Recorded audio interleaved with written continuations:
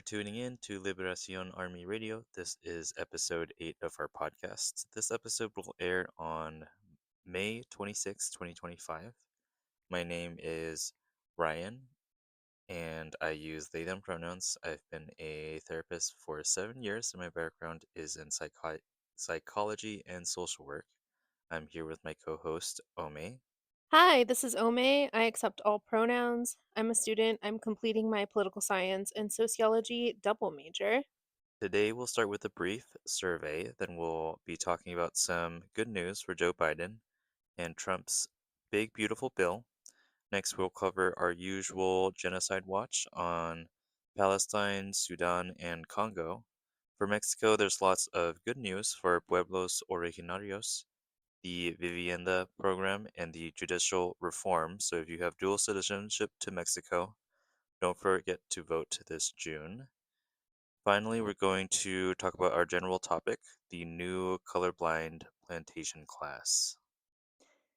For our survey today, we're going to also be asking you these questions right now at the beginning, but we're going to reiterate them at the end so that you have a chance to fill it out in the comments and so that you're able to have sort of like two chances at the beginning and at the end. The first question is, are you aware that there are polls on our Spotify for every episode? And do you want them on all platforms? The next question is, how do you feel about the length of our news segments? Would you like a specific section to be longer or shorter? Finally, how do you like our general topics so far? Are there any other sociology or politics topics that you'd like for us to cover? If so, please leave them in the comments below. So let's transition into current events. Start with domestic. This is old news at this point, but you heard that Joe Biden has cancer. I did indeed. I'm happy to announce that it has spread to his bones. By the way, I got flamed on TikTok for posting a video that connected Joe Biden to former Mexican President Felipe Calderon, and we're going to talk a little bit about him later. But I'm not a fan of Joe Biden. And I think it's okay for people to celebrate his death the same way that they would Henry Kissinger.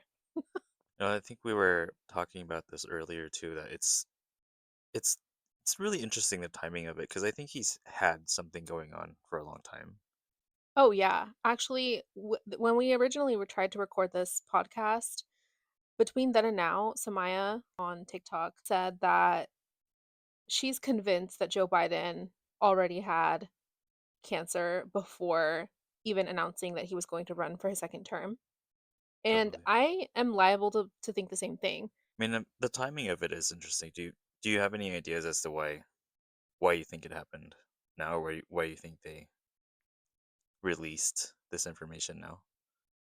To be honest, I think that it doesn't make a lot of sense for him to have hidden it up until this point for any other reason other than to potentially run for a second term.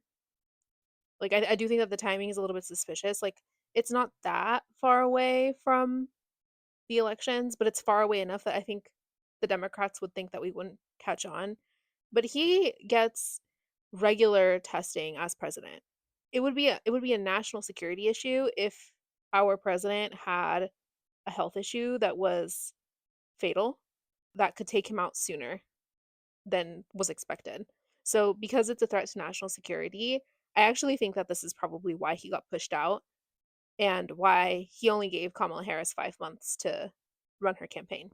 I don't think it's a favor necessarily to the Democrats in any way, but I do think that I think he has beef with the Democrats right now, to You be think so? honest. Yeah, because he wanted to run for a second Mm. presidency. There was a huge amount of discord between the Democrats. Like ultimately, a lot of people, Democrats, leftists alike, have pointed to a variety of issues when it comes to the Democratic Party and why they lost the election. But there are a few things that are pretty clear, that are crystal clear. The first is that Kamala Harris's unending support of the genocide ultimately cost her the election. The reason it cost her the election is because it came from Joe Biden. The support for the genocide, it came from Joe Biden. Joe Biden wasn't forced to step down because he supported genocide. Joe Biden was forced to step down because he was visibly sick, and his debate with Trump was quite literally hilarious. It was so I bad. remember that. Yeah, it was literally one of the worst debates I've ever seen in modern American history. He was obviously going through a lot of cognitive decline, and it Mhm. makes sense that it's probably comorbid with the cancer and cancer treatment because the fact that it spread to his bones, like that progression is too fast for him to not have known. So I think the only reason that he would hide it really is that he wanted to run again. I think if anything, it would have made a lot more sense for him to not announce it because then he would have just randomly died and they could have said that they never caught it, which would have been a much wiser choice. But the fact that like he's trying to sow discord between the Democrats for him to release this information now, if I wanted to do a solid to the Democratic Party, I wouldn't bring it up at all because we wouldn't be talking about what we're talking about right now, which is that it's clear that his condition was hidden from his constituents. Yeah. Well, there's obviously something was going on before the announcement. Have you heard about Trump's big beautiful bill? Yeah, it It sure is a big bill. a few things have changed about it, but I'm gonna read quickly a synopsis that comes from the White House. That comes from the White House website. First things first, it's tax cuts for the rich. No tax on tips or overtime. Tax relief for old people, meaning people who are on Social Security. Criminalization of migrant use of Medicaid, aka Americans foot the bill. It funds the border wall. It boosts Border Patrol and ICE funds. It modernizes air traffic control, and it vaguely targets trans people. It actually just advanced in the middle of the night twice. Additionally, no tax on tips or overtime is advancing on its own, separately from the big beautiful bill. So that might get codified into law. Hmm. We'll see if the big beautiful bill passes the Senate. I don't think that it will as it is.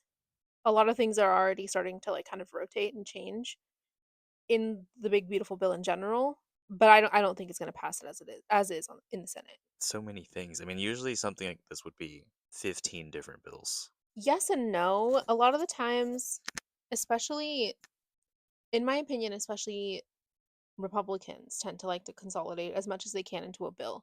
And what happens is, I don't think a lot of people realize, but some get together in a room, some like Congress people, bill makers, other people, they get together in a room and they essentially debate about what should be in a bill. What they go and do, lobbyists go and do, is they go and they talk to other people in government and they're like, what would get you to vote yes on this? If it's a bill that they typically wouldn't vote yes on. Hmm. So then they start incorporating shit in there that doesn't go.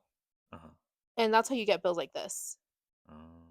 It's like this big negotiation process that is literally like white people, white men specifically behind closed doors who are negotiating what goes into different features of these bills. What you get are like these smorgasbords of bills. That's why we're seeing all this stuff on here is because somebody wanted this and somebody wanted that and Democrats are being lobbied to vote on this. So when you see bills that are more diverse like this that have as much stuff as they do, Hmm. it's because it's a bipartisan bill.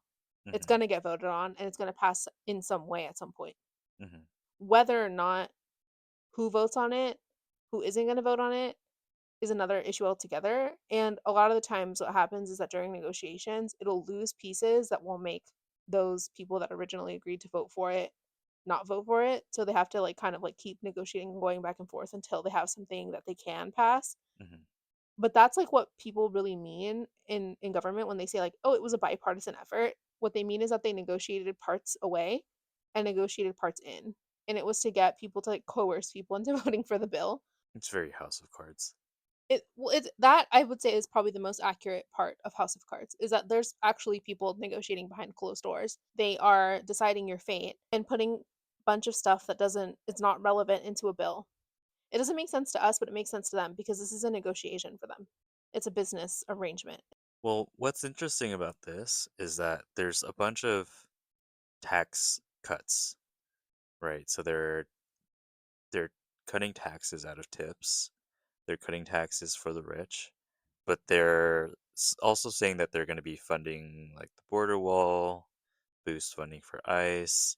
They're going to fund air traffic control.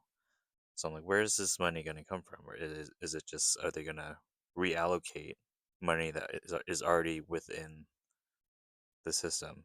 You know? Yeah, so that's a whole, not just other podcast episode, that's a whole like lesson in government that I really can't cover extensively enough, but there's a committee called appropriations in the government. The budget itself, the bigger budget, it comes out of taxes. It comes out of like the government like overhead and government business as well, because government also has business. Um and a variety of other sources of income, including like government trading and stuff like that.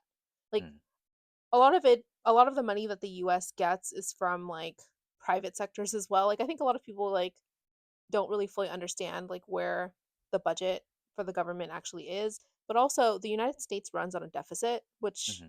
kind of we'll talk a little bit about in our Mexico politics segment. Well, I guess they got to pass this bill first before they get to that part. So we'll see where this goes. Yeah, keep a close eye on it because they've been passing a bunch of stuff on it in the middle of the night. If you really want to do something about it, then absolutely give them a call. But the fact is that like resisting the government in this like call your politician kind of way doesn't really work. Hmm. They're going to pass whatever they pass and Yeah. whatever they think is in their best interest. So just keep that in mind. But it's good to keep an eye out so that you have some sort of forewarning in case something happens.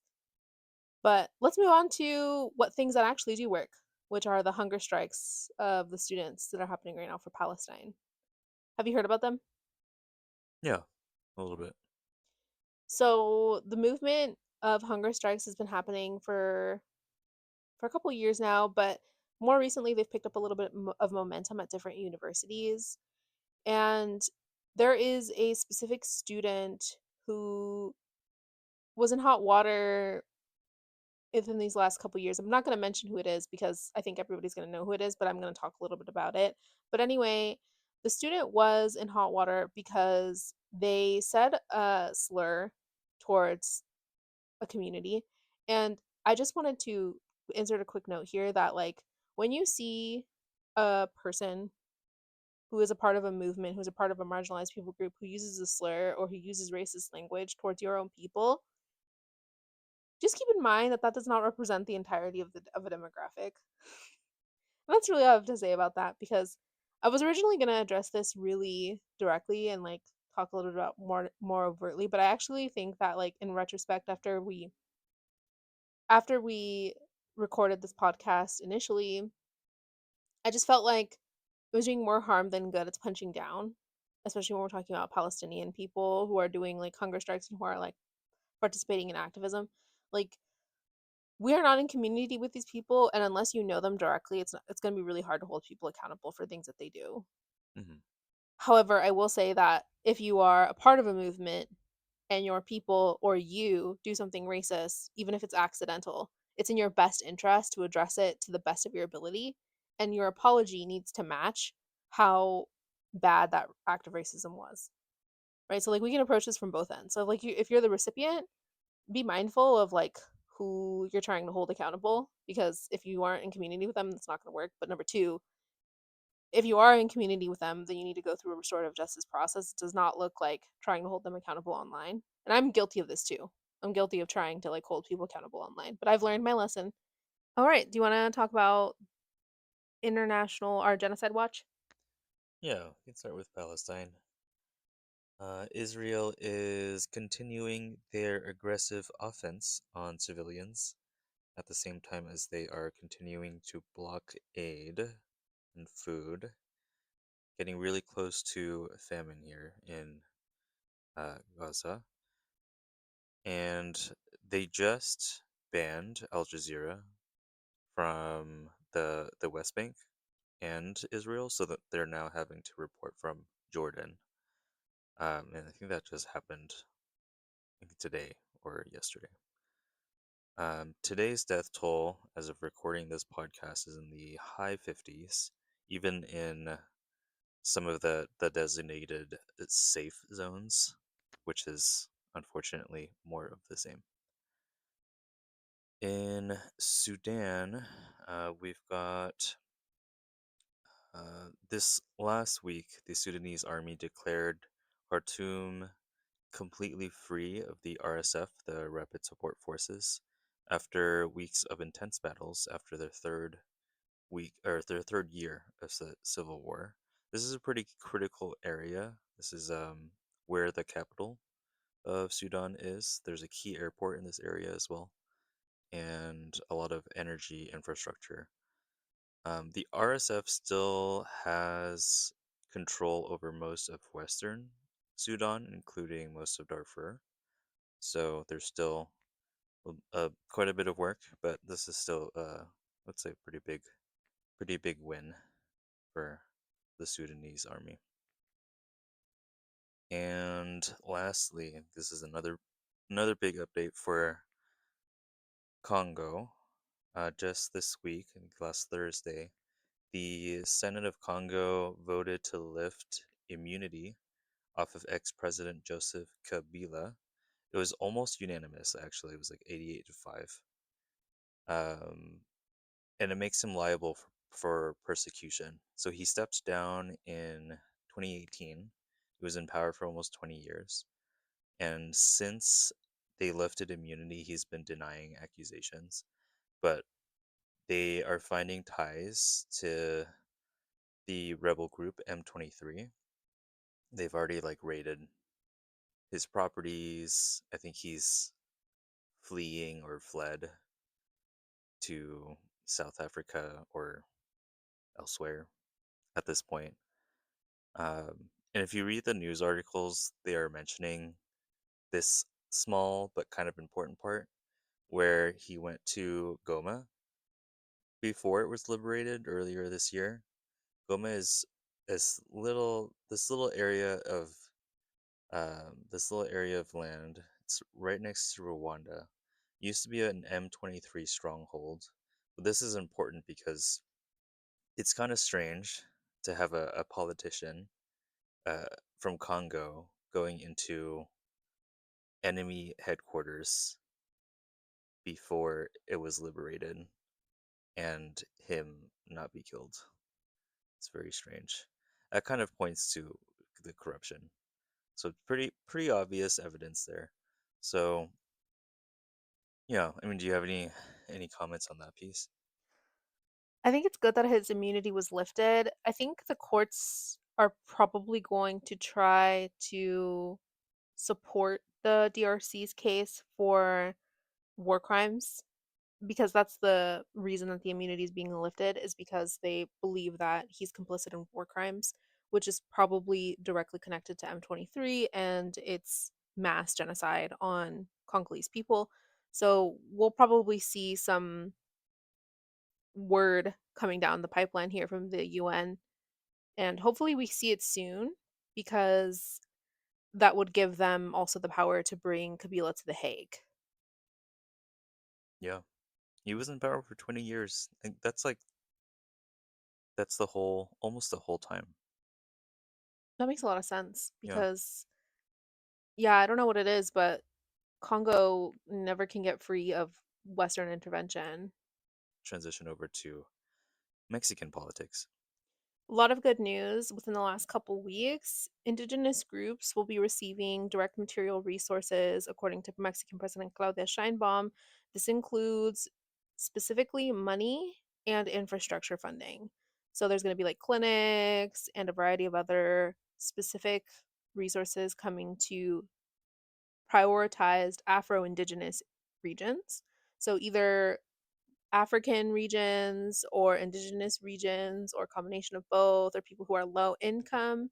That's where the majority of these infrastructure pieces and the money itself, the direct resources are going to be coming into play, as well as within the last couple of weeks, the Wisharika received 5,000 hectares of land back. The Odami received 317 hectares of land back, which is really significant for both of these pueblos originarios because the president is just making good on these constitutional agreements. And going back to our US news a little bit, Mexican President Claudia Sheinbaum criticized the US deficit because They're attempting to tax remittances. Are you familiar with what remittances are? Does it have to do with how much money the U.S. owes to Mexico? No. So remittances are money that people send Oh, that's right. from the US to another country. It's Well, like when people go to the U.S. to work and then send money back home. yeah, that's what remittances are. So Yeah. Trump is trying to tax remittances. This is not good for mostly poor people. Obviously, poor people in Mexico and poor people in the US. Mostly people who come here to send money back are not planning on staying here, so they don't have any infrastructure set up here to keep them living here, if that Mm, makes sense. yeah. Whereas when you're sending money back home, you're probably trying to build a house, you're probably trying to build something Yeah. to live in, or you're trying to like support people over there who can't. She was like, the federal government and the reconciliation plan that the United States has is not good for the United States, and they close in a huge deficit, and that earlier this month they were already in a much bigger deficit than usual, and that the Trump administration in particular likes to spend, spend, spend. And this was confirmed in a recent interview. Another politician was interviewing Department of Homeland Security head Christy Nome. He was like, you know that like you're spending so much that you're gonna be in debt. You're gonna have spent everything that you could have by June. So this is echoed by American politicians as well, what Claudia Sheinbaum is saying, that it's a bigger debt than usual. But she's saying that this is why the United States is trying to tax remittances. More recently this week, she stated that if the United States plans on doing that, they are planning on retaliating. So if the US does try to tax remittances, and Mexico is going to try to tax something on their side too. So there's going to be some kind of either tariff or there's going to be an actual tax. Yeah. Everything's retaliatory nowadays. I know it sure does seem like tit for tat every single day. Yeah. Next, the Baja California governor visa was suspended abruptly. By the way, Baja California is like very much a point of contention all the time between Mexico and the US because it's one of the states that has one of the highest, I would say, one of the highest trafficking problems, as well as Mm, Texas, as well as like all the southern border states tend to have this problem where mm, there's drugs coming in through the border. But Baja California in particular has special problems because the previous Baja California governor was connected loosely to cartels. We don't know if he was or wasn't. I don't like him personally. I like her more than I like him, but I don't like either of them. For Morena party politicians, I usually am like a pretty big fan of most Morena party politicians. There's only a few that I don't like, and these two are ones that I don't like. And it kind of mm. seems, based on the commentary, that the Morena party spokespeople, these are like people who are not politicians, they're literally just media, they're just press. It kind of seems like they don't like her either, which is also really unusual. And it kind of seems like they're trying to push her out because I was watching Claudia Scheinbaum's TikTok, and there's also the Morena Party spokespeople TikTok. There was a comment that one of the commentators made, and I think she's a senator or a congresswoman from another state, and she said, "Well, the Baja California governor, she needs to wait until the United States comes out with a statement and says why they suspended her visa, but that she shouldn't jump to any conclusions because if she's got nothing to hide, then there's no reason for her to be making these like big statements because she came out with a big statement on social media." So it kind of Mm. seems like Morena does not like her. Maybe I'm kind of like reading into it a little bit, but that statement kind of made me raise my eyebrow a little bit. Yeah. It's a little subby. The former governor of Baja California, he said that she was connected to the cartel, and that's her quote unquote connection to the cartel. There is some loose connection between her husband because he also had his visa suspended between him and the Sinaloa cartel. But the former governor, he was connected to the Felix Gallardo cartel, which was the Guadalajara cartel. These people, the border states tend to be very corrupt or corruptible, and I do think it's notable that their visas got suspended. I don't think that the US would do that without cause because I'm not going to say that like Trump is a Mexico ally, but I will say that when it comes to dealing with Claudia Scheinbaum, Trump usually kind of gives her notice, and it doesn't seem like he did that. So it could be that they're working together on this if they don't like her. They being. Trump and Scheinbaum. Oh, okay. I know that's kind of a messy. I'm reading a lot into this, by the way. This is just my little conspiracy. But I felt like the comment that she made me feel after I looked into both of them, I was like, you're all kind of sketchy, all the last governors. And again, I'm usually a really big fan of Morena. I usually like their governors, but there's a few other bloggers and political commentators, people who have degrees, by the way, not just any old Joe Schmoes. But Pablo Oliveira, who is one of my favorite political commentators, he got his degrees in Canada.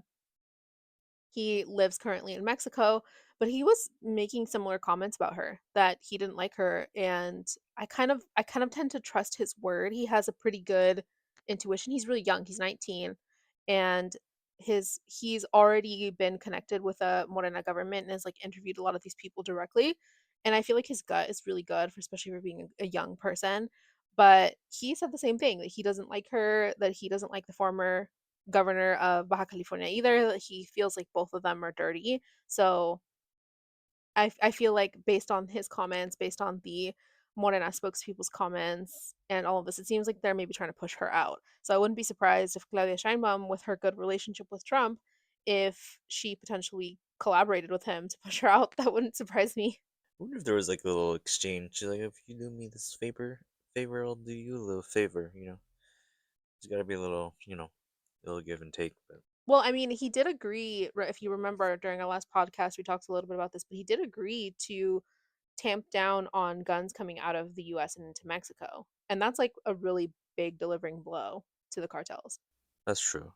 Speaking of corruption, two Morena aides were killed in Mexico City. Opposition party claims that it was a quote unquote state crime, which is ridiculous because why would the Morena state kill their own aides? It's just it's like no brain cells rubbing together for Puri and Pan. But yeah, anyway, they were killed. It's really clear that it was an attack because they weren't collaborating with the cartel. This is one of those situations that like their responsibility, specifically Ciudad de Mexico, is one of the sort of weakest places for the cartel because they've been under Andres Manuel Lopez Obrador, then they were under Claudia Sheinbaum, and now they're under their current governor, and they're all Morena party politicians. Like a lot of radicals come out of Ciudad de Mexico, and it makes a lot of sense. It's the city that's like the most densely populated in Mexico, and it's Mm, just like the most advanced. Also, they have the best access to education. And again, mhm, we had this conversation a little bit when I was writing my paper for my class, but the Communist Party comes out of Ciudad de Mexico and they face a lot of state repression there. So there's a lot of people skeptics of the government, even of the Morena government. So they keep them on their toes. So the cartel, whenever they have the chance, they usually do try to corrupt their aides or people who are like lower in the rungs because they don't really have a chance with Morena party politicians who are like in upper seats. They just don't have the ability to because they're a little bit more tight knit, partially because of the pressure and partially because of the student body there. The cartel likes to look for any weaknesses in the area because they don't have a strong foothold there. And that's probably where they want the biggest foothold because that's where all the partying happens in Mexico. And mm. if you wanted to distribute drugs through Mexico, you'd have to do it in Ciudad de Mexico. That makes a lot of sense. Our last podcast, I talked about how Zedillo, Ernesto Zedillo, former president of Mexico, he was he was being indicted. Well, a part of the indictment revealed some tapes that were leaked. They are really, really interesting. Now it's not just confirmed that he was directly connected with the cartel, it's confirmed that I think his nephew or somebody was directly connected to the cartel and that he himself was doing business with the cartel. So it's like these like degrees of separation very that are very minimal. His wife was involved in like this whole cartel scandal, but the tapes themselves were bombshells. They dropped last week. If you want to go listen to them, I linked them in the show notes. They're all in Spanish, so of course if you don't speak Spanish, then it's not going to be a lot of use to you. Half of the tapes were recorded. These are official tapes, by the way. They're recorded by the government and government officials. Mm. The other half of them were burned under his presidency. But there were transcripts of them, and the transcripts were corroborated by what's in the other tapes, so the transcripts are authenticated as well. And the transcripts are even more damning, which is probably why the audio got burned. Hmm. But yeah, so video tapes, very interesting stuff. Next, Felipe Calderon denounced the lack of U.S. intervention last week in Mexican politics because of the judicial reform. And just a review about what the judicial reform is, and again, go vote next week if you can. The judicial reform was a series of laws that were voted on last year by the Mexican general public. And what they voted on was for every single justice position to be voted on, which ranges from magistrates all the way to the Mexican Supreme Court. And the first of those seats is going into elections in June. I think June 5th. So very soon here, if you are a dual citizen, go vote. A lot of pro-America political commentators believe that this is a backslide of Mexican democracy, and this is because of the way that American political science views politics in other countries. Again, the United States views its ability to be able to trade forcibly with other states, their local nationalized resources, as the foremost principle of American liberal democracy. Liberal does not mean free as in freedoms, it means free as in free market trade. When the Mexican government puts any kind of limitations or boundaries on a state's ability to trade their local resources out, the West views that as a threat to Western democracy, to Western liberal democracy, because they can't go and then buy resources at a premium from those states, which is why they tend to stage coups in those areas. The judicial reform doesn't allow for crimes that go against the Mexican Constitution to happen when it comes to liberal democracy. And just so you know, the Mexican Constitution that was established in 1917 explicitly goes against the treaties that the United States has tried to install. One of the most notable ones was the Bucareli Treaty. The Bucareli Treaty established the American ability to buy property in Mexico and the ability to buy nationalized petroleum, which is still unconstitutional. So the judicial reform, its purpose is explicitly to push out the Yankee and to make sure that Americans aren't able to continue to do these things in Mexico. Last week, a court case in Miami just found Felipe Calderon, Genaro Garcia Luna, and his wife, Cristina Preira. They asked him to pay more than 2.4, almost 2.5 billion due to their sentence because they found that resources came from corruption from Mexico and were spent in the US. So US courts found Felipe Calderon guilty. This happened like yesterday, a couple days ago. $1 billion or pesos? 2.5 billion dollars Oh, USD that came out of the Mexican coffers. that's a lot of money. Yeah. Felipe Calderon. He was extremely, extremely hard on students. Extremely hard on students. People remember him because tenure was punctuated by people seeing dead body parts in the streets. He was literally so in bed with the cartel, he just let them do whatever they wanted. For some lighter news, there is a new museum that's opening up in Mexico. It's called the Mexican Women of History Museum, or Mujeres en la Historia, and it's already open. So if you want to go and check it out, I believe it's also in Ciudad de Mexico in the Palacio Nacional, which is the National Palace. And the Vivienda program, which is the housing program in Mexico, is declared for free within for people with an impoverished tax bracket. So if you're living under a certain income, now you can get your house built for free in Mexico, and or you can have an addition added onto your house for something that you need. So like let's say you need another bathroom, or you're wanting to build another floor on your house, or you're trying to like refurbish some floors, or you're trying to like restore something in your home. These are all housing credits that are now free if you are under a certain income, and you can, refresh your home, or you can buy a new home, or you can make a new home, and as long as it's got something to do with your home, then and you're under a certain income bracket, you're able to build that home now for free. Nice. They trying to get people to move back, or you think they're trying to get people to like? I think they're trying to get people to stay more than anything. And I mean, this is like a bigger, wider program. that Morena has had for Mexico when it comes to development. Like Mexico is in the global south because it's an underdeveloped country. Like most people in Mexico live somewhere. We're not like homeless like the United States where like people are just sleeping on the streets. It's not really how Mexicans are. Most Mexican people have like a little something to sleep in. But when it comes to like formal housing, like an apartment, like what you would say is like an appropriate house for a modernized nation, most people don't live in that kind of house. Most people live in like very humble sort of like huts. A lot of people live in huts. And I don't think personally, I don't view that as a bad thing. I view that as like a lot more sustainable, a lot more honorable, and I have a lot of good feelings about that. But that being put aside, for older people, a lot of the times these houses are not reasonable for them to live in anymore Uh-huh. just because these houses are built and intended for like living and working on a farm.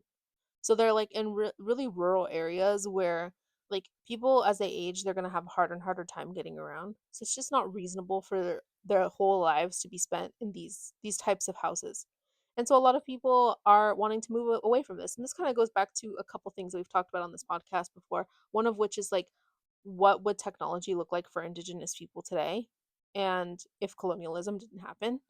And I think that question often pops up for me when people talk about housing because I live in an indigenous home and it's not convenient. It kind of feels like you're camping. Yeah. And it's not a bad thing. I love it. It's like one of my favorite things about my life in Mexico. But at the same time, I also would prefer not to have to start a fire every time I want to take a shower. Yeah. I don't think there's anything wrong with wanting to like upgrade, but I think like we have to start thinking about what that framework might look like for people who, especially for like disabled people, people who like have other needs, who have other physical needs, who maybe with age become disabled and who are like not able to do these things anymore. Like my dad's not going to be able to help me start fires for my shower every time forever for the rest of time. Like he's getting older. And so there's a lot that I want for him that would be different if he had his own home that he was building in Mexico. I would make it a lot more accessible. Maybe I would make it prepared for him to be able to like more easily get in and out of certain areas for him to get into his room, whatever the case might be. All right. So we're going to go into our general topic today, which is on the new plantation class. First of all, we think of the plantation class as something of the past. First of all, we should talk about what plantations are and what the plantation class is. Obviously, plantations are these farms essentially where Black people were enslaved traditionally in the United States. Plantations are not just the United States, so they've existed throughout the world and especially throughout modern colonialism. The other thing about the plantation class that people seem to sort of forget is that the plantation class was not like a far off history. Plantations existed well into the 50s, into the 1950s. This is not a thing of the past. In fact, Vice News did a documentary, I think it was in 2010, of a fully functioning plantation where a black slave still was living. I think it was either in Louisiana or in Tennessee. Was this the one that just burned down? No, Okay. there was a fully functioning plantation that was out there. But what these plantations are that are being burning down, these ones are not being used in the traditional sense. Like they're usually being used as venues for like weddings and stuff, which is really grotesque and macabre, by the way. It's kind of like having like a Holocaust, like Auschwitz being used as a wedding venue. It's just like not appropriate. It's really not appropriate. But that's kind of like a little tangent. But that's actually what brought on this general topic is the plantations that are being burned down. But when we think of plantations, specifically the plantation class, we think of a group of people that were like, centuries ago, like people say like in the olden times. And so when people say that they're rich because they have generational wealth, if they're white, like you really need to be side-eyeing them and you really need to be wondering why they have the wealth that they have, especially in the United States. If they're exorbitantly rich, that's something that you really need to look into. And all that is to say is that the plantation class is not something that was in some far off distant past. It was in very recent past. And it's sort of shocking when you really put it into perspective when you realize that there are still people from the civil rights movement, there are still people from the the Black Power movement that are still alive. Angela Davis being one of the most notable figures of the Black Power movement. But a lot of these people's, a lot of modern Black Americans, their grandparents were slaves, and maybe even some of them who have like older parents, a lot of them were sharecroppers. This wealth, it's still accumulated in certain places. And there are still people who were able to develop infrastructure to maintain their power. So we have to think about like what the plantation class is in that context, right? What we think of when we think of the plantation class, we think of like a select group of individuals that existed in the olden times. But in reality, they're a group of individuals who have a legacy that's directly tied to enslavement and labor exploitation. But we have to ask ourselves, why did the plantation class exist? Right? What was the purpose of a plantation class? And moreover, what was the purpose of the whole system as a whole, the system of enslavement? And it was to generate capital, right? So we have to tie it to capitalism. We have to understand that this is explicitly a capitalist process. The process of enslaving people and having a plantation class is explicitly a capitalist pursuit. It's a pursuit that requires accumulation of wealth, and thus it requires a brutal exploitation of people to be able to perpetuate itself. And I've talked a little bit about this on my TikToks as well as on other podcast episodes. But the two systems that uphold American white supremacy and America as a state are the genocide of indigenous people and the enslavement of black people. They're necessities for modern American capitalism. And without these two actions, the United States doesn't exist. What that means is that the machinery of capitalism is quite literally based on these two systems of exploitation. And thus, there is a huge connection here between sort of like a systemic machine that's pushing these incidences forward, and as a result, there's always a class division, meaning like there's always like different levels of association to the plantation class, right? And this brings me to like who the plantation class really is. It wasn't the whole of the settlers that were able to be a part of the plantation class. There were varying figures who had concentrated amounts of capital, who typically do have some relationship to European monarchy. Like this is like a reproductive system, right? Like it came from Europe, and people who were wealthy in Europe were able to generate, an amount of income by coming to what we now know as the United States, by using the infrastructure that they already had in place, generational wealth that they already had in place, to be able to perpetuate, buy slaves, and really exploit the living human beings. That's really what the plantation class was. And their purpose was to advance the system of capitalism. That was their purpose. And a lot of people seem to think that the plantation class are a group of elites that were separate from the government. But in fact, they were the same people. In a lot of cases, they were the same people. The plantation class, a lot of the times, would use slavery to perpetuate their careers. In the case of Mexico and the annexation of Texas, actually, President John Tyler, he explicitly sold slaves to quite literally afford his career as a politician.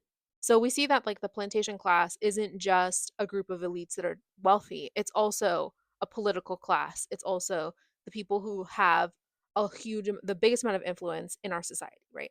Okay, so to be clear, when you say plantation class, you're talking about the plantation owners, not not the people who are enslaved.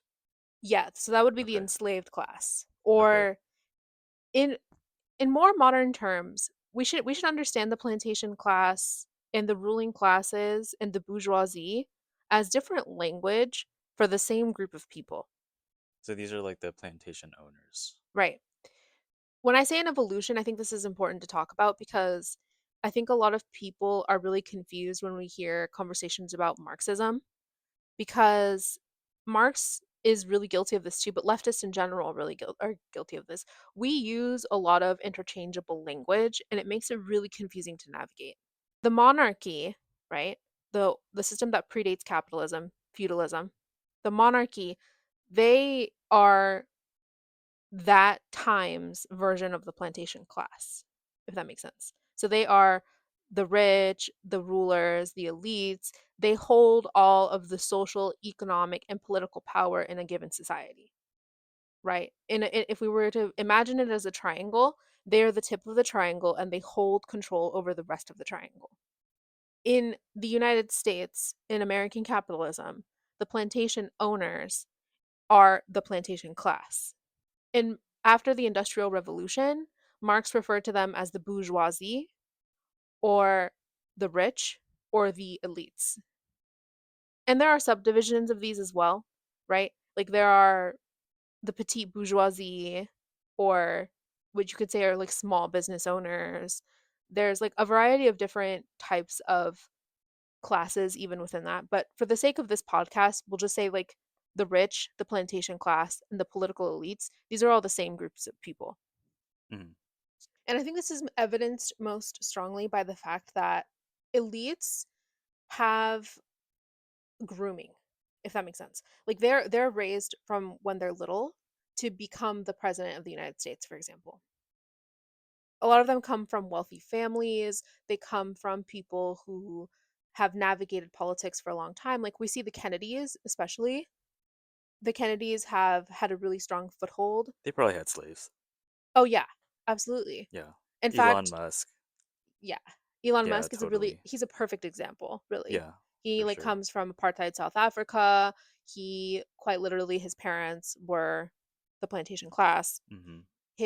He himself is trying to be and emulate the plantation class. This is why I say like it's important to realize that these plantations they were still functioning up until 2010s. There are records of these plantations in America still functioning. So it's not something that we should think of as like a distant past. Now, what is their ideology? We've kind of talked a little bit about it, but really, what is their ideology? Their ideology is this: they believe that they are and have license to exploit other people to the point of not having to pay them. Okay. Mhm.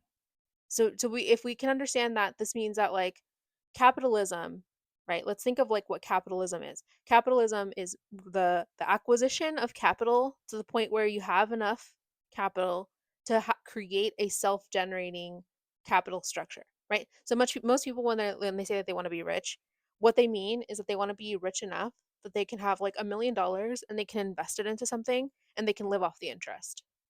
Mhm. And this seems like a very apolitical, sort of separated ideology.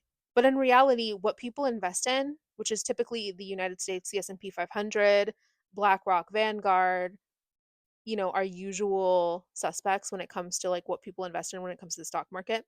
These are objectively correlated and directly tied to the genocide of Palestine, for example. They're directly tied to the exploitation of Congo. They're directly tied to a slave class. Like ultimately, like it doesn't matter how you feel about that, how you think about that. The fact is that these are money systems that are directly tied to a complete and total enslavement and subjugation of another people. The only difference is that it's not localized anymore. We can't see it here in the United States. Okay, so the evolution of the plantation system has transformed from one that is a little bit more overt into one that's more subversive. This is why a lot of theorists understand and believe that one of the systems of the plantation class or the plantations that have evolved into is the prison industrial complex. Did you know that the prison industrial complex produces clothing for cents on the dollar? I've heard of that. Yeah, I Yeah. know they do a lot of labor for nothing. Nothing. Same with like firefighting, not just like producing product, but a lot of that like kind of labor too. And suddenly, after slavery was abolished, the great majority of people, of black people, had to have some kind of run in with the prison industrial complex. And that either means that they were themselves a part of the prison system because they were put into the prison system, they were arrested, and they were, what's the word? They became felons, they became quote unquote criminals, Hmm. suddenly there were all these arrests of black people and also all other working class individuals. Again, the United States has the biggest prison population in the world, and I think it's important to always remember that and keep that in the forefront of the mind of our minds. The other system that a lot of people say is the new system of plantations is the migration system. Who is more vulnerable than a group of people who objectively have no political power in the United States and have barely any legal power whatsoever? The only thing that really keeps immigrants who are undocumented from being on the receiving end of any kind of harm is their labor power itself. So like if they get exploited to a certain degree, they're not going to stick around, you know? Hmm. But that's really the only thing that's keeping them somewhat protected. But in reality, one of the biggest crimes that the United States, one of the biggest white collar crime is wage theft. What is wage theft in the context of an like evolved system of the plantation class? It's enslaving people. Like I think really people don't understand how like normalization happened for the enslavement of black people, but this is like how people viewed it. They didn't view it as like an urgent overt thing. They viewed it as like inherent part of society, and so it was like weird to question it. And so when people even still, have you ever had a conversation with anybody about how like the prison industrial complex is like the new plantation? I think so. We talked about it. I think, especially in the context of like modern slavery. I find that my conversations with most people have been like disbelief. People don't believe me. They're like, no, those people are criminals. I've even seen, okay, well, case in point, California. They just voted to continue allowing labor, in like unpaid labor in prisons in That's California. right. And this is like a liberal stronghold. Hmm. Okay. So what does that imply? And it implies a normalization of these new plantation structures because it's unconstitutional. It's cruel and unusual punishment. But because we live in a capitalist structure, a lot of this exploitation has become heavily normalized. Like people are like, "Oh, well, at least it's not like overt slavery." Right? They don't have to see it. Out of Hmm. sight, out of mind. Hmm. However, the United States produces like an exorbitant amount of clothing, and most of it comes out of prisons. All of your food, all of your food comes essentially from undocumented migrants. If it's fruits, vegetables, meat, dairy, most of that is coming from undocumented people. Hmm. There's a reason that the food is still is as cheap as it is in the United States, despite the fact that there's a climate crisis. I think that's the other reason why we're starting to see things get more expensive too, as ice and everything starts cracking down, and Absolutely. migrants are being pushed out. Absolutely. And this is one of the things that I think is profoundly different about the plantation class of the past versus the plantation class of today. Well, there's two segments. There's two factions, I would say. What we know today as white supremacists, there are they are like I think a lot of people are like always shocked when they talk about like Trump, like, oh, they're like, oh my god, Trump is this like unique evil to the United States. This is not true. Trump is the traditional evil of the United States. Trump is just like another Reagan. Like Yeah, his whole make you I think you told me this. His whole "Make America Great Again" is not. He's not the first president to have said Nixon. that. Nixon had the same almost exact same slogan. What was it? Okay, so it was Reagan who initially said make America great again, but I do want to note here that at different points in time, Nixon has endorsed not bringing integration into schools, and he said a variety of different things. But it was Reagan who initially said make America great again. But the point is, Trump is not new. He's a remnant of the past. He's like a classic plantation class elite. And this is the difference between conservatives and liberals. Conservatives believe in a racist plantation class. They want white people to maintain hegemony over all people who work inside of the plantation. We needed to define what conservatism is. Okay, so we've talked a little bit and we've defined for in previous podcasts what capitalism is. Do you remember? The ability to have free market. Yeah, free market. Yeah. It's an economic and political system. Anytime that anybody says anything's political, it also means it's a social system, meaning that it affects society as a whole. It's not like limited to the economy, right? Capitalism affects the way that we treat one another. Uh-huh. Because if money is as transactional as it is, it's going to affect how we engage with one another. If I have to spend a bunch of money to see you every time I have to see you, I might not see you anymore because of poverty, right? Mm-hmm. And that's going to affect our relationship. So, it's an economic and political system in which a country's trade and industry are controlled by private owners for profit. Private owners for profit are who?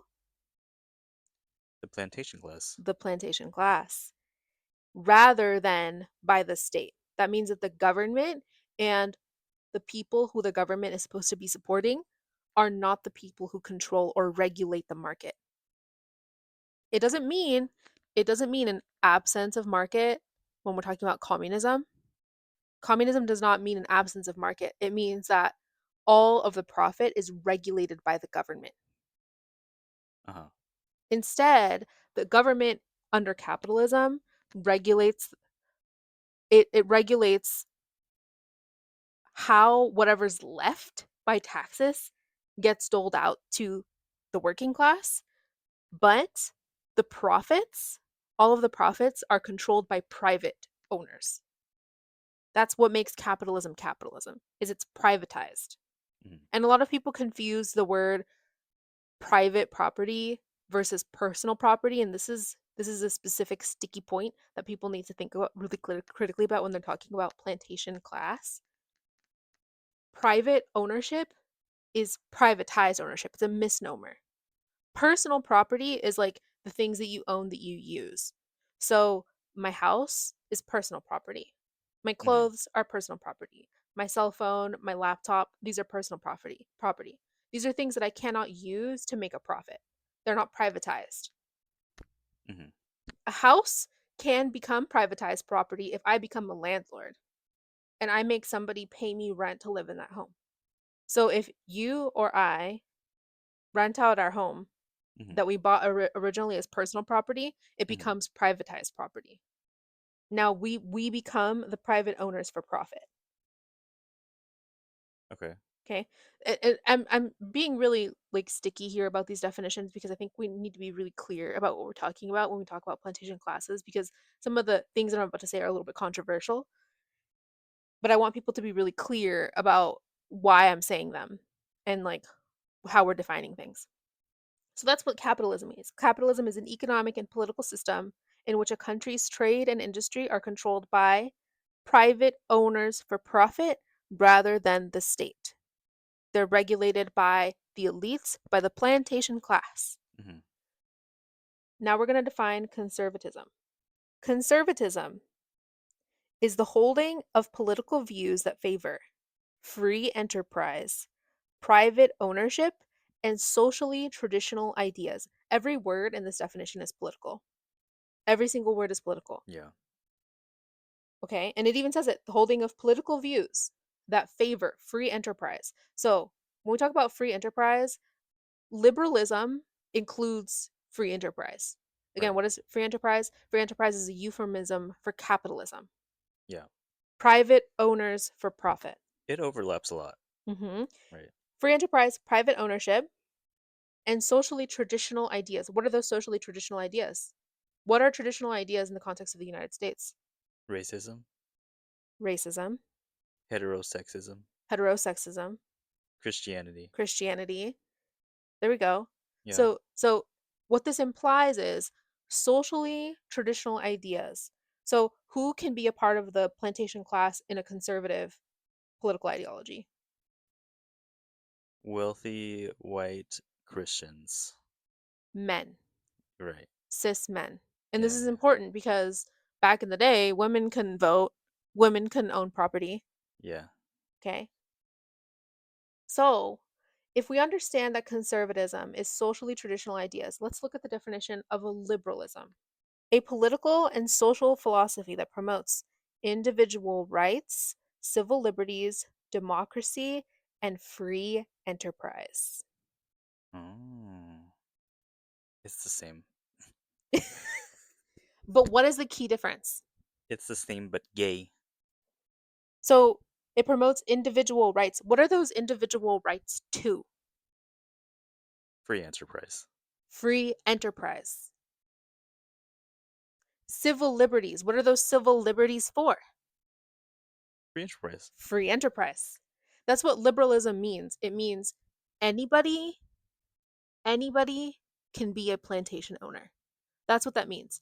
Right. And this comes back to a sociological theory by Du Bois, okay, which is the white black color line. This goes into like really profound, deep racist studies, like studies about racism, and specifically how Du Bois, makes these arguments. Du Bois, by the way, is the founder of sociology, and he was also the first Harvard graduate who was also black, and he went during a time that slavery still existed. Mm. So he is like probably one of my most favorite scholars because his observations were incredibly astute. Also, he went to Congo and wrote about Congo and the genocide of Congo before it even entered our political dialogue here in the United States. There's a Congo genocide, actually. It has a really long history. We talk a little bit about the modern version of it, but it's actually much, much older than what we understand it as.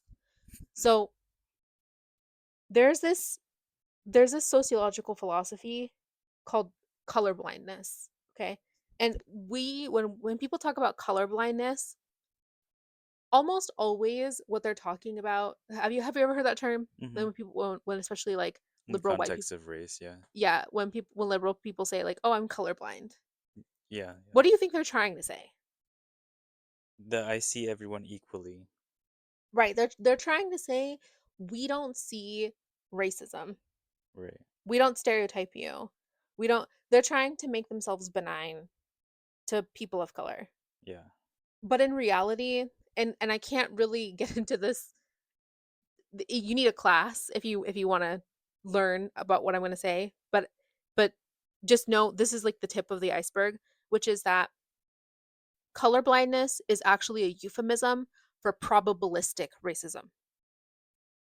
Mm. Okay? So meaning that it's not likely that you'll become a part of the plantation class, but it's not impossible anymore. We have our Oprah Winfrey, we had our Obama, Mm-hmm. we have our Rihanna, we have our Beyonce. We have black people who are now political and plantation elites. Mm-hmm. And this is the controversial thing that I'm saying, is that now people of color can have plantations. And I'm not just saying this. Beyonce has had a scandal because she quite literally used slave labor camps to make her clothing line, Mm-hmm. Dairy on jeans. And she was in a lot of hot water because of this, because like everybody was kind of like raising their eyebrow because she's a black woman who is supporting the subjugation of other people of color internationally. Because again, out of sight, out of mind. Mm-hmm.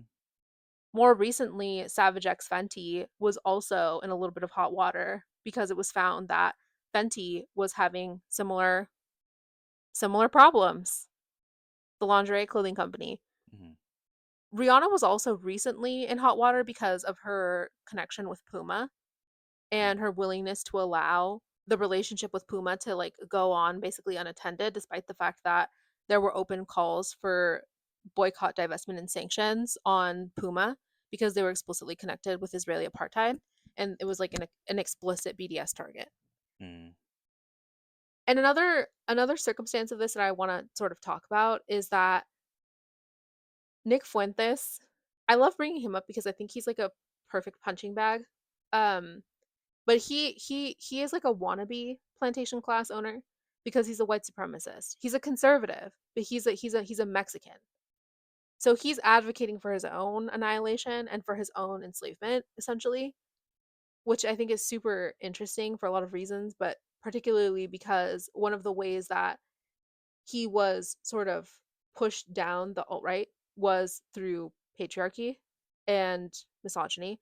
So like Mm-hmm. he hates women, and he's also like an actual anti-Semite too. So he like truly hates Jewish people, and because of that, he sort of has co-opted fascism. By the way, like, to be very clear, one of the reasons this is important is because Israel and Zionism, and respectively Nazi Germany and Nazism, are the same political ideologies.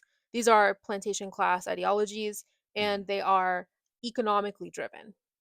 Nazi Germany for different reasons than Israel, but really similar ones. When we look at their economy, like why they became fascist regimes, Mm-hmm. it was heavily dependent on their economy. Does this make a lot, like, is all of this making sense, by Mm-hmm. the way?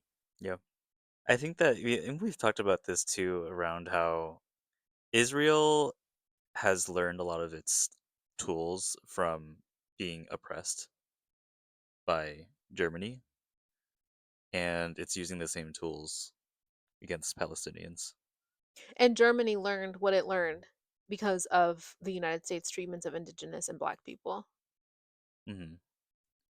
Yeah, it's I know I think people talk about a lot of these things without realizing like the timeline of how Yeah. everything happened. Yeah, and we did go over the timeline of like reproductive harm. I think in our last podcast, it Hmm. was either our last one or the one before that. But there's like a very legitimate timeline that you can look at from like literally you can trace it back as far back as like the Scots Irish, their colonialism on Ireland, and their colonialism on England, then like the English coming over to the United States, committing enslavement on Black Americans, and then from that Nazi Germany, and then now Israel. Yep. Like it's like a consecutive timeline. It's actually, Everything's connected. oh yeah, absolutely. And Yeah. and again, this is like, How all this happened before the internet, I don't know. I don't know how people like the brave souls that documented everything Yeah, that they I don't get documented. it. I They really sent can't. all this with pigeons or something. Literally, literally the information that like we have is like it's miraculous because a lot of it wasn't almost buried. A lot of it was almost intentionally buried. Yeah. And there's a lot of information that hasn't survived. But I think it's really noteworthy that we're really clear about how these systems have evolved over time, and how we think of the plantation class as a group of people from the past, but in reality plantations still exist. Hmm. They're either evolved into some new format, or they are actually are just are plantations, and they're in other places of the world. Hmm. And I wanted to play you a clip. This is by Jasmine Crockett. And honestly, I was a really big Jasmine Crockett fan because I love her way of speaking. She's so she's a high dominant speaker. She has a lot of really interesting things to say. She's kind of brutal, and I like that about her. But there was this one particular, so I wrote a paper about her, an article about her on my Substack because of this quote that she said. And the article is called Democrat Jasmine Crockett argues migrants will work on plantations.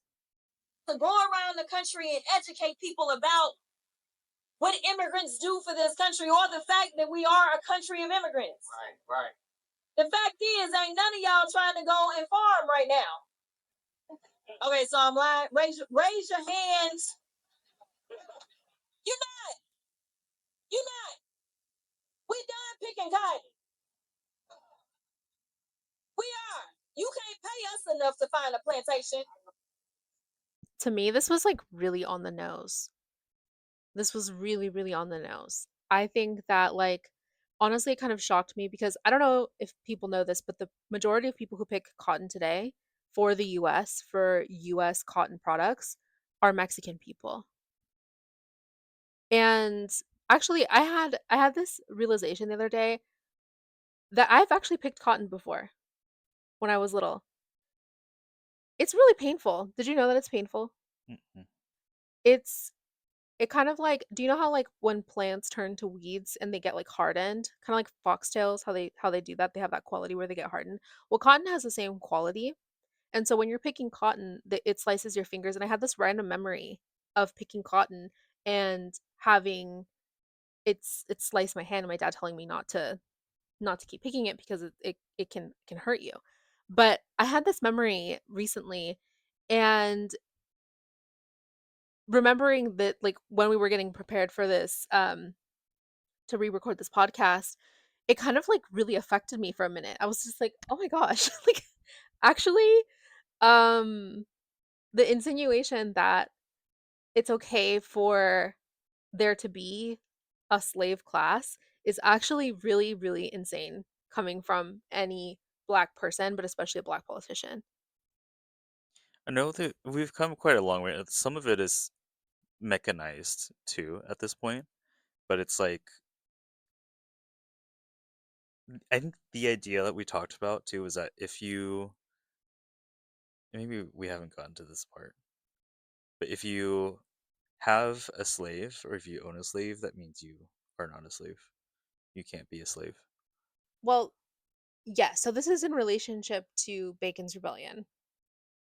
And so early on during the establishment of the United States, there was actually only one instance of early cross-class solidarity, and it was between the working class poor whites and the slave class, which was black folks. Bacon's Rebellion was a coordination between slave class black folks and poor white folks to commit genocide. It was a conspiracy to commit genocide against indigenous people because whiteness is, and again, this kind of, it requires a whole other class. Whiteness actually is your relationship and the laws and restrictions that you have in connection to the ability to own property. Therefore, if you're able to own property, you can't be property. Right. And this also ties into Marxist theory of like the means of production. The means of production, by the way, is just a fancy way of saying like the ability to make stuff, the ability to make products. So like this means like the plantation machinery, right? So like in plantation days back in the heyday, it was slaves, people were the machinery. Today, a lot of the machinery is actually machinery. This is what happened after the Industrial Revolution. And the reason that it's significant is because capitalism requires exploitation. So it has to penny pinch somewhere. What that means is that it's going to try to make people's jobs, because they have to be paid. It's going to try to figure out a way to make that payment process obsolete. Hmm. So it's going to try to make payments to people as minimal as possible. That's like what capitalism is. It's Hmm. literally to concentrate capitalism. It's called primitive accumulation, is what this process is called. Hmm. And this is in an effort to be richer than everybody else, because the wealth that you accumulate in under capitalism means that you're able to survive long term working less for yourself. It's quite literally stealing the life from other people, right? So if it's me and you, right? We're making a very simplified version of this. But if it's me and you are the capitalist, but you like maybe aren't quite at where you want to be yet. Your responsibility under capitalism is to figure out a way to subjugate me, to get me to work for you so that you can work the least amount of time. And that means that you need to figure out a way to force me to work all the hours that you don't want to work. Okay. Hmm. And that will give you more time in your life to live your life. Hmm. Literally. Like you will have more of your lifetime left to yourself where you are not working. So it's an inherently exploitative process. And what's worse still is that under late stage capitalism, people are trying to figure out ways more and more and more and more and more to minimize the value. Capitalists are trying to figure out a way to minimize the value of my labor. So if you're like, Kind of well, sounds like landlording. right, exactly. But it goes even worse than that. This is like what AI is. Okay. Yeah, So yeah, the that's Industrial true. Revolution, that happened with machinery. Today we're having our own industrial revolutions, which is the AI revolution. Yep. where they're trying to make jobs obsolete, Mm-hmm. because the more concentration or like, sorry, the smaller concentration of jobs that there is, the fewer and fewer jobs that there are, the more competition is required to be able to get those jobs. That means that I'm going to undersell the value of my labor, which means that you get the ability to live more of your lifetime. It's an inherently exploitative process. That's why it's negative. That's why it's bad. Is because if I'm working 200-300 hours in 2 weeks and you only have to work 15 hours, well, that's a very nice arrangement for you. Mm-hmm. But worse still is if my job doesn't exist and I don't have any money because you buy a machine that can do all the work. Mm-hmm. And that's what that means. The reason people are much more fixated to enslaving people, though, is that it's even more lucrative than buying a machine. Because machines do break over time. Even Mm-hmm. AI can't do all the hard labor. Mm-hmm. Even machines can't do all the hard labor. So, and there's also specialization. Like, these machines are still not quite as good as they could be to produce the quality of work that's required to example for example to like feed all of America. They still can't farm, they still can't there's still a lot that Right. these machines can't do. But the implication is that if migrants' undocumented rights are becoming more and more eroded, that means that capitalists have more and more windows of opportunity to take their wages. Similarly, as prison people in prison, as their rights become more and more eroded, that is more and more opportunities for the plantation class to exploit them. If you are a capitalist, however, that like if you are somebody who is in Jasmine Crocket's position, if you're in Oprah's position, if you're in Kamala Harris's position, the chances of you going to prison, the chances of you being exploited, the chances of you having to go to another country to migrate to go and make your money is very minimal. This is where this relationship with money and property comes into play, because they have already figured out how to establish themselves economically to the point where they are pretty much exempt. Pretty much. Not always, not in every single case. They Mm-hmm. still experience racism. They still experience these things, Mm-hmm. but pretty much they're exempt. Because they're part of the plantation class, the new plantation class. The new plantation class, the colorblind plantation class. That doesn't mean that all black people are going to be wealthy. That doesn't mean that all Mexican people are going to be wealthy now. That doesn't mean that it doesn't mean that at all. It just means that it's more probable that a white person's going to be a part of the plantation class, that a white man's going to be a part of the plantation class. But now the idea is that capitalism, liberals, so this is the raw ideology of liberals and conservatives. Mm-hmm. We've kind of covered up conservatives, but just to reiterate, conservatives believe that the plantation class should be housed by and only by white men, Mm-hmm. white Christian men, Mm-hmm. and they should control the law that rules all people, and that the concentration of wealth should be held within the hands of very few white men. So we can understand that this is also not good for poor whites. Right. The liberals, they say that the wealth should be concentrated in the hands of very few individuals as well, but it can be anybody. But because of the system of racism, it's not more likely necessarily for a black person to make it to the plantation class, but you certainly have more of a chance.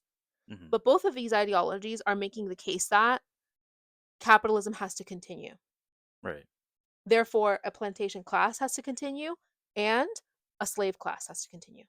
It has to exist under both systems. Mm-hmm. The difference being that one is a lot more socially traditional and the other is a lot more socially liberal. But they are reformationist ideologies.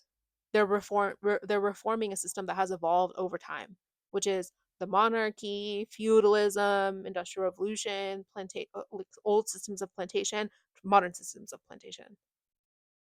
and it's been a massage of rights and negotiation between two types of capitalists the whole time. They're like overt capitalists and not overt capitalists. And even I would say that liberals are overt capitalists. I mean, look at Yeah, Nancy Pelosi. that's true. She's got quite the portfolio. Absolutely. Absolutely. And Kamala Harris is like a really overt, like Jasmine Crockett, the clip that I just played, overt capitalist. She's overtly saying that it's fine that migrants are enslaved as long as it's not her people. That is her argument. To be very, very clear, that's what she's saying. She's saying, we're done picking cotton to a room full of black people. But what does that mean? It means that it's okay for other people to pick cotton. That's what that means. Hmm. As long as they're migrants.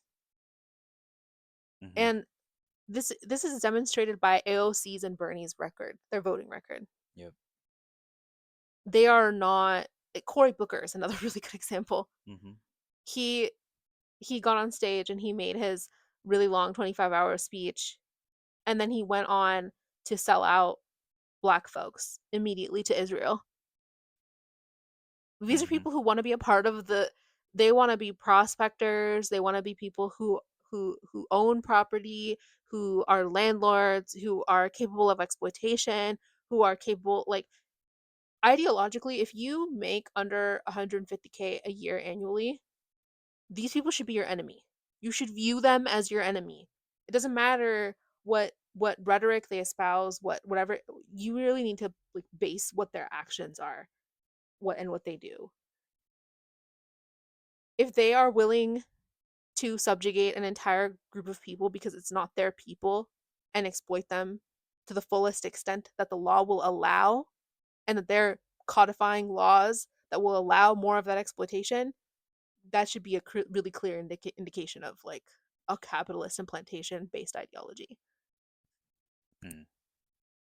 I feel like at this point it's so normalized, like it's so just part of the American politic, American American culture that people don't even realize that this is what the two-party system is. And beyond people not realizing that this is like the two-party system, it's also just what a lot of people are conned into voting for. Mm. And this is a good time for me to remind people that, like, the ideological opposite of this is communism. Like, a lot of people think that communism is authoritarian or whatever, and this is because in the context of American political science, it completely rejects a plantation class. It doesn't allow for a concentration of power at this extent, and a level of exploitation at this extent. Communism also doesn't mean no hierarchies or complete and total absence of a plantation class. I'm not even going to pretend to say that that's what it does, but I will say that it doesn't allow for extreme poverty. And that is the key difference. This is like intro communism. We haven't even gotten to that point. We're talking like socialist structures where people are trying to transition out of late stage capitalism and into a more fair system. We're not talking about the ultimate utopian fair system. We're talking about something that's better than whatever the fuck this is. Yeah, and my therapist brain is going to this place where it's like, what? Like, how do people get to the place where they vote the way that they vote, or they want the things that they want, right? Because usually when people are voting, liberals, especially, they're voting for like their rights, right? Their civil rights. They're like, I want to be able to marry who I want, and I want like equal rights, and you know, all all that good stuff. They're not really thinking about capitalism in that sense. But so much of it is like, I don't know, it's like the way that politics is even marketed, for people to want these sorts of things is very intentional. Well, I think that this is like a product of a few things. The first is that the normalization of the slave to plantation owner structure is one of the foundations of the United States. It's just not something that has ever not existed in the United States. And bipartisanship is also something that's unique to the United States. In fact, when you see the United States install dictatorships in other countries, it's almost always a bipartisan dictatorship because it's really, really easy to control. Mm-hmm. And it's really, really like one of the biggest accusations that the United States hurls at China all the time is that they're a single party dictatorship. But the United States is a capitalist dictatorship. The only difference is that like the parties are called something else. like like there's still capitalist reform. The Communist Party just has a more honest name. The Communist Chinese Party, they're like, this is our economic structure, and these are the people that you have, and they're all communists. They're all under this economic structure. But all of the politicians under the economic structure of the politics of the United States are capitalists. Mm-hmm. This is still technically the same type of single party. It's Mm-hmm. just one's capitalist and one's communist. But suddenly everybody is like very touchy whenever we use the word communist, and it has a lot to do with the Red Scare and McCarthyism and like, you know, the Soviet Union and a very, very old history of the United States being painted as a villain because they are. But I mean, that's one of the reasons why. But the other thing is that a long time ago, I was like in like fourth or sixth grade. I don't remember how little I was, but a long, long time ago, one of my teachers told me that people, as they get older, they become less flexible to new Mm-hmm. information. Right. And when you're groomed from a young, young age in an environment where you're taught that there's a dual party structure and that you have to vote a certain specific way, otherwise you risk like everything. I think that stays with people for the rest of their lives. And I think liberals in particular are very guilty of this. I think like radical liberals and alt right conservatives are particularly guilty of this. Like, I think they are people who indoctrinate their children. And I think like Mm-hmm. indoctrination is wrong for either direction. I do think that you should have parameters that are really explicitly clear, right? Like, but you need to use education to educate a child, not like indoctrination, meaning that like you have to use like practical, factual information to show them. And you also have to like expose them to it. Do you know what I mean? Like you have to Mm-hmm. show a child. Like you can't just like tell them this information. I can speak from my own experience and I can say that like living half in Mexico and half in the United States has exposed a lot of this for me. Like a show, not tell kind of learning experience. Yeah, absolutely. Because viewing the dictatorship that took hold in Mexico versus like how the United States treats Mexico versus like the economic and political difference under a third party in Mexico, it has completely radicalized me. Like completely radicalized me. And I feel like it happened simultaneously with these new parties and with these new political features that are happening in Mexico. Whereas like I think if I had grown up here and lived here, I would have turned out like a lot of Mexican Americans Mm-hmm. who never saw what happened to Mexico under Felipe Calderon, under Enrique Peña Nieto, under these politicians who had direct ties to the US. Yeah. Yeah. That makes a lot of sense. What do you think about you? I feel like you're really open to new information. What do you think has kept you open to new information? I used to not be. I used to be a very defensive person, actually. But I think that over time, wanted, I've just been more open to being wrong. I've become less afraid of being wrong. I think a lot of people are afraid of being wrong or being proven wrong. I think they're afraid of judgment or afraid of punishment. Yeah, this is a very punitive society that we live in. Oh yeah.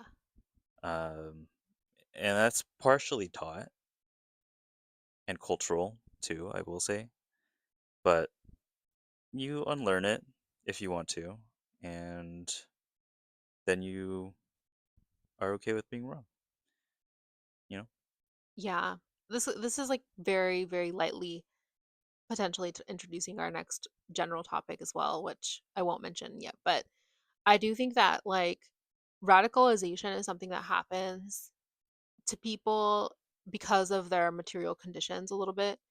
And also it can happen like because of academia. Like there are people who don't have economic conditions that would grant them like illumination about the social and political structure that they're under because they're Hmm. extremely privileged.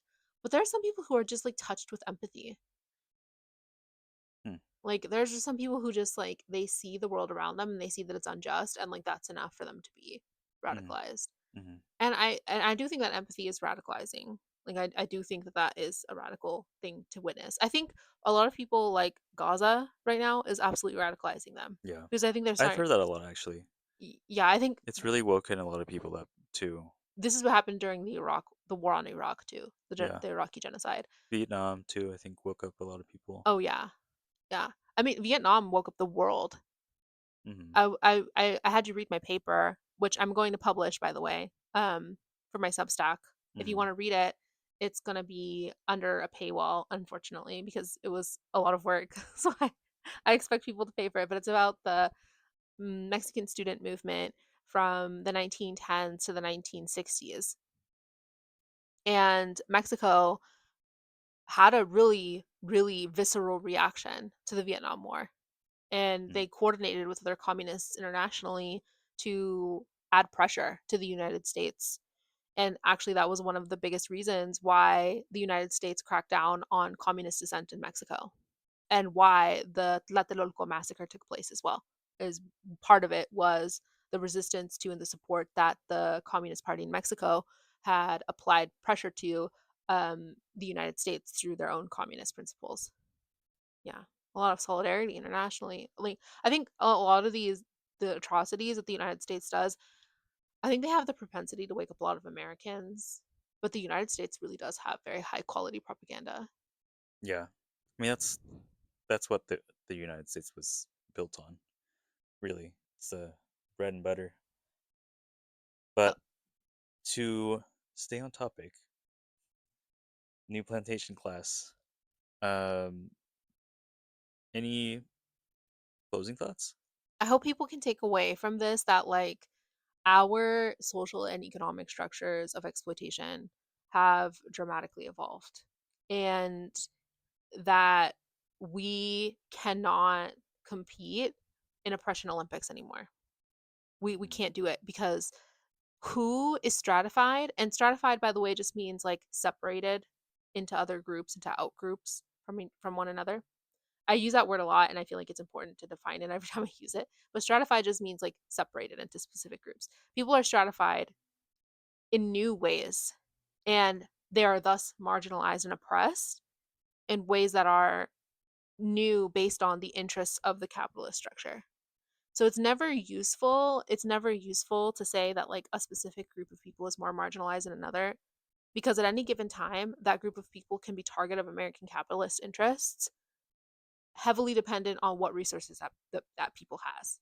And we're seeing right now that Palestinians and their relationship to their property is changing. Their legal rights to their property is changing based on their race and the race of Israeli people. Like, this is like how the US is pushing the capitalist agenda forward. It's propelling it via racing, like literally creating a race for Palestinians and deracing them at the same time by saying that they're not indigenous to Palestine, that Palestine never existed, and like all this other stuff, this rhetoric, and essentially another iteration of manifest destiny.